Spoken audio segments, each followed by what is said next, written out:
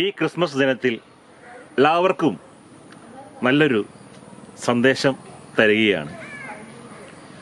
നമ്മുടെ ഈ ലോകത്തിൽ, നമ്മുടെയൊക്കെ ജീവിതത്തിൽ ഏറ്റവും വലിയ സന്തോഷം എന്താണെന്നറിയാമോ? മനസ്സമാധാനമാണ്. മനസ്സമാധാനം ഇല്ലെങ്കിൽ എല്ലാം പോയി.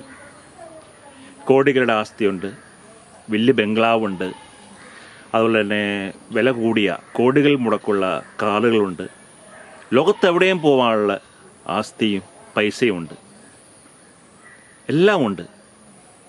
പക്ഷേ അതൊന്നുമല്ല നമ്മുടെ കുടുംബത്തിൽ സന്തോഷമില്ലെങ്കിൽ മനസ്സമാധാനം പോകും.